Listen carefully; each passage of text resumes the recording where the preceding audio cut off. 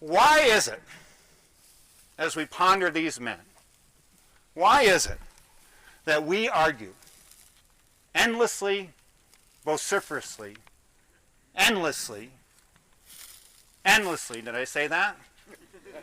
About whether or not the American Civil War had something to do with slavery? Why do we argue about that?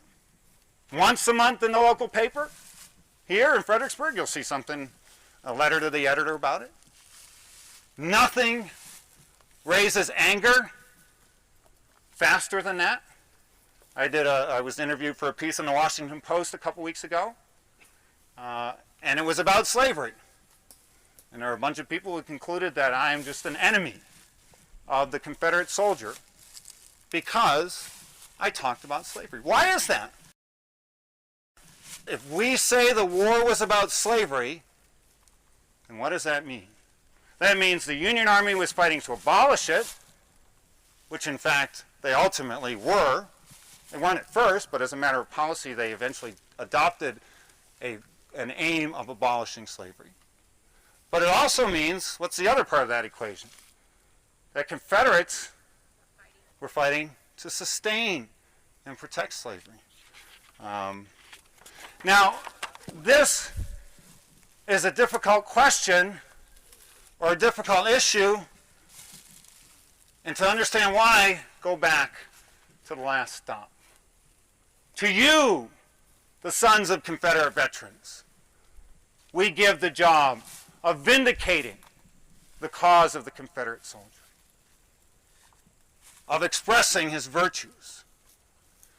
John B. Gordon, let us forget those things that divided us, those unseemly things that divided us.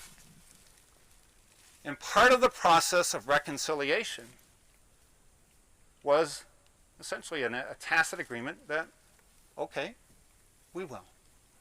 And these places became, as one man said at the dedication of the Jackson statue, these places became symbols of men who loved liberty, Southerners, and the symbols of men who were willing to protect it fiercely, Yankees. Now, isn't that a tremendous articulation? Now, of course, then you get into the question of liberty. Whose liberty? Because, of course, there were 4 million slaves in the South for whom the effort of the Confederacy did not mean liberty. It meant just the opposite. And so we have taken this issue and, as a nation, to a large degree, have abided by the request to forget the unseemly things. But what's happening lately? And I don't mean lately in the last 3 weeks. I mean lately in the last 30 or 40 years. And you actually touched upon it. We can't say why these men in these graves decided to march off to war. We can't say. Some marched off because of the enthusiasm of the moment. Some marched off as an expression of their manliness. Some marched off because they felt a legitimate desire to protect their families and their families' assets. They marched off, and men go to war for 1,000,000 reasons. And 9 out of 10 times we have no idea. They don't tell us. They haven't told us what those are. But what's changing now is that more and more people see this war not through the lens of your ancestor and all the ambiguity that goes with that, or the assumptions that we like to make about them. He didn't own slaves. That war wasn't about slavery. Fewer or more people are looking at the war less through that connection and more through the lens of what was the purpose of the Confederate States of America. And when you do that, it's a tough question. You can argue all you want, and I think I actually think that the men who fought this war on both sides were probably the most politically aware soldiers America's ever had. They knew exactly what they were doing and why they were doing it. We can argue about that.